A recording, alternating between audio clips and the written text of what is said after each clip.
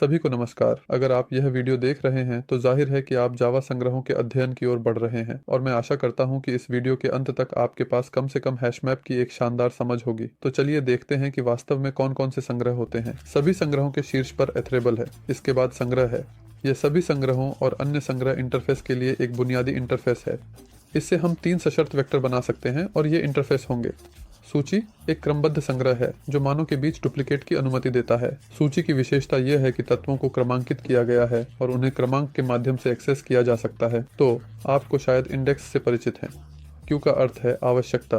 Q में तत्वों को उनके जोड़ने के क्रम में रखा जाता है। डिक्यू द्विदिश क्यू के लिए कार्यक्षमता का प्रतिनिधित्व करता है। सेट सूची के विपरीत यह एक अनियोजित संग्रह का वर्णन करता है जिसमें तत्वों के पुनरावृत्ति नहीं होती है। सेट का गणित में एक सेट के विचार से संबंध है। सॉर्टेड सेट सेट के लिए एक विस्तारित इंटरफेस है जो क्रमबद्ध संग्रह बनाने के लिए उपयोग किया जाता है। प्रत्येक इंटरफेस को अतिरिक्त कक्षाओं द्वारा प्रदान किया गया है। यू लिस्ट यह एरे लिस्ट है, वस्तुओं की एक सरल सूची है। और लिंक्ड लिस्ट यह एक संबंधित सूची है। वेक्टर यह तत्वों की एक क्रमबद्ध सूची है जो एरे लिस्ट का पुराना संस्करण है। स्टैक यह एक संरचना है जो तत्वों को स्टैक के सिद्धांत के अनुसार संग्रहित करती है, जैसे कि किताबों के ढेर। कुछ वतालकी वायुशीय तरीके हैं। पुश और वितालकी वनीय पॉप। क्यू प्रायोरिटी क्यू है, यह प्राथमिकता की एक कतार है। एरेडिक्यू यह एक द्विदिश क्यू का वर्ग है जिसमें हम संग्रह की शुरुआत और अंत दोनों में तत्वों को जोड़ और हटा सकते हैं। और निश्चित रूप से सेट हैश सेट ये वस्तुओं का एक समूह या हैश समुच्चय है जहां प्रत्येक तत्व का एक कुंजी और एक अद्वितीय हैश कोड होता है। लिंक्ड हैश सेट एक संबंधित हैश एमजी ही है। ट्री सेट एक पेड़ के रूप में क्रमबद्ध वस्तुओं का सेट है। ये सब निश्चित रूप से शानदार है, लेकिन वीडियो का नाम हैशमैप था और हम इसे यहाँ नहीं देख रहे हैं। हम इसे यहाँ नहीं देख रहे हैं क्योंकि मैप अन्य संग्रह इंटरफेस के विपरीत संग्रह से विरासत में नहीं लिया गया है, लेकिन यह संग्रह ढांचे का हिस्सा है और डेटा संरचनाओं को शब्दकोश के रूप में बनाने के लिए डिजाइन किया गया है, जहां प्रत्येक तत्व का एक निश्चित कुंजी और मान होता है। मैप का कार्यान्वयन हैशमैप, ट्री मैप और लिंक्ड हैशमैप को शामिल करता है। हैशमैप एक डेटा संरचना है जो शब्दकोश के रूप में होती है, जिसमें प्रत्येक वस्तु का एक अद्वितीय कुंजी और कुछ मान होता है। यह एक पेड़ के रूप में डेटा संरचना है जहां प्रत्येक तत्व का एक अद्वितीय कुंजी और कुछ मान होता है। लिंक्ड हैशमैप यह एक डेटा संरचना है जो तत्वों की एक लिंक्ड सूची के रूप में डेटा को संग्रहित करती है। तत्व उस क्रम में स्थित होते हैं जिसमें उन्हें जोड़ा गया था। अक्सर आप हैश टेबल से मिल सकते हैं। यह हैशमैप का समकक्ष है। यह बस जावा के पुराने संस्करणों से एक पुरानी संग्रह है जिसे पीछे की संगतता बनाए रखने के लिए छोड़ा गया है। हम सभी जावा के स्लोगन को याद करते हैं, एक बार लिखा हर जगह काम करता है। तो हम मुख्य विषय पर पहुंच गए हैं। ये है हैशमैप। हैशमैप इंटरफेस मैप के सबसे व्यापक रूप से उपयोग किए जाने वाले कार्यान्वयों में से एक है जो डेटा को कुंजी मूल्य प्रारूप में संग्रहित करता है। हैशमैप के अंदर ये एक एरे है जिसमें नोड प्रकार के तत्वों की तालिका होती है। प्रत्येक नोड एक बकेट से संबंधित सूची का प्रतिनिधित्व करता है जिसमें 4 फील्ड होते हैं, हैश, कुंजी, मान और अगली नोड का संदर्भ। एग्जिट आर हैश मैप के पास 2 पैरामीटर हैं जो इसकी प्रदर्शन पर प्रभाव डालते हैं। ये हैं प्रारंभिक क्षमता कैपेसिटी और लोड फैक्टर। लोड फैक्टर क्षमता का मतलब है हैश टेबल में खंडों की संख्या, यानी एरे की लंबाई 2 की शक्ति के बराबर होनी चाहिए। डिफ़ॉल्ट रूप से यह 16 है। लोड फैक्टर यह माप है कि हैश टेबल कितनी भरी जा सकती है इससे पहले कि इसकी क्षमता स्वचालित रूप से बढ़ जाए जब हैश टेबल में प्रविष्टियों की संख्या लोड फैक्टर और वर्तमान क्षमता के गुणनफल को पार कर जाती है। हैश टेबल पुनर्निर्मित की जाती है। डिफ़ॉल्ट रूप से लोड फैक्टर 0.75 होता है। एक तत्व को जोड़ने की प्रक्रिया कैसे होती है? कुंजी को नल के बराबर होने की जांच की जाती है। यदि यह जांच ट्रू लौटाती है तो हमारे वैल्यू के साथ पुट फॉर नल की विधि को कॉल किया जाएगा। इसके बाद कुंजी के आधार पर एक हैश उत्पन्न किया जाता है। जनरेशन के लिए हैश विधि का उपयोग किया जाता है जिसमें कुंजी पास की जाती है। यह विधि गणितीय संचालन के माध्यम से एक पूर्णांक लौटाती है। यह संख्या उस स्थिति को निर्धारित करती है जहां तत्व को एरे में जोड़ा जाएगा। यदि सेल खाली है तो एक नोड बनाई जाती है जिसमें कुंजी और उसका मान लिखा जाता है। यदि सेल पहले से भरी हुई है तो कुंजी को इक्वल्स के माध्यम से मिलाया जाता है। यदि कुंजी नहीं मिली तो एक नई नोड बनाई जाती है जिससे एक लिंक्ड लिस्ट प्राप्त होती है। ऐसा हो सकता है क्योंकि विभिन्न वस्तुओं का हैश कोड समान मान दे सकता है। यदि कुंजी मेल खाती है तो पुराना तत्व नए से ओवरराइट हो जाता है। नल कुंजी वाले ऑब्जेक्ट हमेशा एरे के शून्य सेल में लिखे जाते हैं। सही तरीके से प्रत्येक बकेट को कम से कम ऑब्जेक्ट्स को स्टोर करना चाहिए और बेहतर होगा कि वह केवल एक ही हो। यह हमें ऑब्जेक्ट तक पहुंचने की स्थिर गति देता है, लेकिन हम सभी समझते हैं कि टकराव से बचना संभव नहीं है। इसलिए एक बकेट बड़े आकार में बढ़ सकता है, विशेष रूप से हैश कोड विधि के खराब कार्यान्वयन के मामले में। यह इसके परिणाम स्वरूप उस वस्तु की खोज के समय में गिरावट लाता है, इसलिए एक विशेष सुरक्षा तंत्र को शामिल किया गया है। जब लिंक्ड लिस्ट 8 तत्वों तक बढ़ जाती है तो यह एक संतुलित पेड़ में बदल जाती है। यह कदम हमें ऑब्जेक्ट तक पहुंचने का प्रभावी समय प्रदान करता है। अब चलिए देखते हैं कि हम इस हैश मैप के साथ कैसे इंटरेक्ट कर सकते हैं। तो हमने एक परीक्षण वर्ग बनाया है और इसमें हम एक मुख्य विधि बनाएंगे। अब हम अपना पहला हैश मैप बना सकते हैं। हाँ, ये रिकॉर्ड थोड़ा अजीब लग सकता है, लेकिन यह भी काम करता है। इसे प्रदर्शित करने के लिए हम इस मैप में एक तत्व जोड़ेंगे। चलिए करते हैं। बस इसे स्क्रीन पर प्रदर्शित करते हैं, चलाते हैं। हमारे पास सब कुछ काम कर रहा है, लेकिन कंपाइलर पैरामीटर जोड़ने को कह रहा है। ये और भी महत्वपूर्ण है कि जावा एक प्रकारित भाषा है, इसलिए हम कुछ छोटे सुधार करते हैं। हम कमी वाले स्ट्रिंग और इंटीजर जोड़ेंगे। पुरानी जावा संस्करणों में आप ऐसी प्रविष्टि देख सकते हैं जब इन्हीं उद्धरणों में प्रकार भी निर्दिष्ट किया जाता है। जावा 7 से इसे सरल बना दिया गया है। स्पष्ट रूप से मैं अकेला आलसी नहीं हूँ, लेकिन जिस बात पर ध्यान देना चाहिए वह यह है कि प्रकार निर्दिष्ट करते समय आप प्राइमिटिव प्रकारों का उपयोग नहीं कर सकते, जैसे इंट डबल।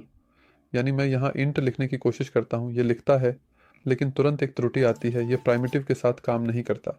तो मान लीजिए आपकी मैप में कर्मचारियों और उनके डेटाबेस में अद्वितीय नंबर होंगे। यह स्पष्ट है कि संभवतः आपके पास एक अलग क्लास एम्प्लॉय होगा जिसमें यह सब होगा, लेकिन मुझे लगता है कि यह उदाहरण के लिए एक अच्छा विकल्प होगा। चलो, शायद हम अपनी मैप का नाम एक अधिक अर्थपूर्ण नाम में बदल दें। वास्तव में वेरिएबल्स को अर्थपूर्ण और स्पष्ट नाम देना आमतौर पर अच्छे शिष्टाचार की बात होती है। मान लीजिए उदाहरण के लिए एम्प्लॉयज़ मैप। बढ़िया। अब हमें पहले कर्मचारी को जोड़ना है। इसके लिए हम बस एम्प्लॉयज़ से संपर्क करते हैं। और अब जावा हमें पुट विधि का सुझाव देती है, क्योंकि हमने कहा कि इसका पहला कुंजी स्ट्रिंग और मान इंटीजर होगा। ये हमारी जोड़ी है, इसलिए हमें अपनी कुंजी प्रदान करनी होगी। ये जॉन होगा, जो शायद इंटरनेट पर सभी कोड उदाहरणों में सबसे अधिक उपयोग किया जाने वाला नाम है। और मान लीजिए कि इसकी कुंजी 1 है। चलिए हम 4, 5 जैसे कुछ पहचानकर्ता तुरंत जोड़ते हैं। यदि आप अन्य प्रोग्रामिंग भाषाओं से परिचित हैं तो इन कोष्ठकों को देखकर आप निश्चित रूप से कहेंगे, यह तो एक वस्तु है। हाँ, लेकिन जावा में वस्तुएं कक्षा के उदाहरण होती हैं। लेकिन इसमें दिलचस्प क्या है, हम जानते हैं कि कोड ऊपर से नीचे की ओर चलता है और ऐसा लगता है कि हमारे कर्मचारी भी इसी क्रम में जोड़े जाने चाहिए थे। लेकिन नहीं, अगर आपको जोड़ने के क्रम को बनाए रखने की आवश्यकता है तो आपको लिंक्ड हैश मैप की आवश्यकता है, क्योंकि हैश मैप ये सुनिश्चित नहीं करता है कि क्रम बनाए रखा जाएगा, और केवल यही कि प्रत्येक कुंजी का अपना मान होगा। हालांकि एक शर्त के साथ ये मान नल हो सकता है, जैसे कि एक कुंजी भी नल हो सकती है। लेकिन हम इस ऑब्जेक्ट से मान कैसे प्राप्त करें? निश्चित रूप से गेट के माध्यम से। और हाँ, सीधे केवल कुंजी के अनुसार मान प्राप्त किया जा सकता है। यदि आपको इसके विपरीत करना है तो ये केवल सभी मानों को परखने और फिर उसकी कुंजी खोजने के तरीके से किया जा सकता है। इसलिए हम साइकिल का आविष्कार नहीं करेंगे और एम्प्लॉय गेट जॉन का उपयोग करेंगे और तुरंत इसे प्रदर्शित करेंगे। जैसा कि आप देख सकते हैं, हमारे पास जॉन था जिसके पास कुंजी थी और मान 1, 2, 3, 4, 5 था। वास्तव में यही हमें मिला। लेकिन मान लीजिए हमारे पास कर्मचारियों की एक बड़ी सूची है और हमें बस यह जानना है कि क्या वहाँ जेन है। इसके लिए निश्चित रूप से एक अलग विधि है, या सही में 2, जो ट्रू या फॉल्स लौट आती हैं। इस विधि का नाम कंटेन्स है। यह के या वैल्यू हो सकता है। उदाहरण के लिए एम्प्लेस कंटेन्स के। हम यह देख रहे हैं कि क्या हमारे पास जेन है, और हम शुरू करते हैं। जैसा कि आप देख सकते हैं, पहले खोज में जेन हमारे पास है, ये ट्रू लौट आता है। जब हमारे पास ये कुंजी नहीं है तो हमें फॉल्स मिला।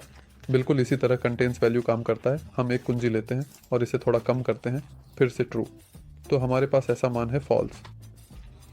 इसलिए हमारे पास ऐसा मान नहीं है। ये संभवतः आपके लिए उपयोगी हो सकता है, उदाहरण के लिए नए कर्मचारी को जोड़ने से पहले जांचने के लिए, क्योंकि पुट विधि बहुत ज़ोरदार है। यदि हम फिर से जे को एक अलग मान के साथ जोड़ते हैं तो ये हमारे लिए फिर से लिख दिया जाएगा। चलो देखते हैं।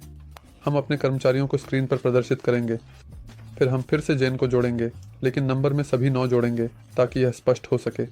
एक बार फिर से हम इसे स्क्रीन पर प्रदर्शित करेंगे। हमारे पास हमारी ट्रैका थी। फिर हमने एक और मेथड पुट जोड़ा। उसने देखा कि ऐसा एक कुंजी है, ये उसे पूरी तरह से संतुष्ट करता था और उसने बस उसमें मान को बदल दिया। लेकिन डेवलपर्स ने निश्चित रूप से इस विकल्प के बारे में भी सोचा, और इसके लिए एक विधि है पुट इफ एब्सेंट, जो ये जांचेगा कि क्या यह कुंजी पहले से मौजूद है और केवल इसके अभाव में ही इसे जोड़ेगा। यदि ऐसी कुंजी पहले से मौजूद है तो कुछ नहीं होगा। हम जांचते हैं कि हमारी कर्मचारी जेन अपने मूल नंबर पर बनी रही। हमेशा यह भी जांचा जा सकता है कि क्या तत्व जोड़ा गया है या नहीं, क्योंकि यदि ऑपरेशन सफल है तो नल लौटेगा, चूंकि सब कुछ जोड़ दिया गया है और लौटाने के लिए कुछ नहीं है। लेकिन यदि रिकॉर्ड पहले से मौजूद है तो वह मान लौटेगा जो पहले से ही डेटाबेस में दर्ज है। चूंकि हमारे पास ये मान पहले से ही है, जैसा कि हमारे पास ये मान पहले से ही है और ये वापस आ गई, कुछ बदलने के लिए निश्चित रूप से एक अलग रिप्लेस विधि है। उदाहरण के लिए हम किसी का आईडी बदलते हैं। रिप्लेस ध्यान दें कि 2 प्रकार की प्रतिस्थापन है और उनके लौटाए गए मानों के विभिन्न प्रकार हैं। हम एक कुंजी पास कर सकते हैं जिसे बदलना है और एक नया मान पास कर सकते हैं। इसके अलावा हम अपनी कुंजी, पुराना मान और नया मान भी पास कर सकते हैं। यदि डेटाबेस में ऐसा मान नहीं मिला तो दूसरे पैरामीटर के मामले में हमें या तो ट्रू या फॉल्स वापस मिलेगा। पहले के मामले में हमें वह नया मान वापस मिलेगा जिसे हमने बदला था। मान लीजिए कि हम 2 पैरामीटर वाले सामान्य रिप्लेस का उपयोग करते हैं, जैसे नथिंग जॉन, और हम इसे 5 4 3 2 1 में बदल सकते हैं।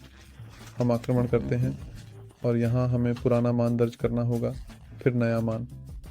जब तक हम इस पंक्ति को टिप्पणी करते हैं तब तक पुराना मान जो बदला गया था वह प्रदर्शित होता है। हालांकि यदि हम 3 तत्वों को पार करते हैं तो हमें सफलता का संदेश मिलता है। इस तत्व का मान जॉन के लिए बदल दिया गया है। आगे बढ़ते हैं। अगर हम जोड़ सकते हैं, खोज सकते हैं और बदल सकते हैं, बेशक हम हटा भी सकते हैं। विधि रिमूव जॉन। हम जांचते हैं, इस कर्मचारी का अब मानचित्र में कोई अस्तित्व नहीं है। हम एंट्री सेट और केस सेट को भी नज़रअंदाज नहीं करेंगे। जैसा कि नाम से स्पष्ट है, ये या तो कुंजी का सेट लौटाते हैं या मानों का सेट, यानी कुंजी मान जोड़े। चलो एक छोटा उदाहरण देखते हैं। हम एक सेट बनाएंगे जिसमें हम कुंजी रखेंगे। Set strings. बढ़िया, ये मेरे लिए ठीक है। कर्मचारी सेट। हम अपने मानचित्र से संपर्क कर रहे हैं। हम केस सेट लेते हैं ये देखने के लिए कि हमारे अंदर क्या है। इंटेलिजेंट हमें फॉर लूप के माध्यम से ये समझने का सुझाव देता है कि अंदर क्या होगा, और हम बस हर तत्व को स्क्रीन पर प्रदर्शित करेंगे जो हमें मिला है, यानी हम अपने मूल मानचित्र तक मैप विधि के माध्यम से पहुंचते हैं। चूंकि यहाँ सभी कुंजी संग्रहित हैं, जैसे कि हमारा जॉन, जेन, बॉब, हम हर बार नए कुंजी के साथ कॉल कर सकेंगे। यहाँ हमारे सभी कुंजी हैं जो अंदर थीं। ये एंट्री सेट है। जैसा कि मैंने कहा, हमारे पास एंट्री मैप भी है। ये बहुत समान है, लेकिन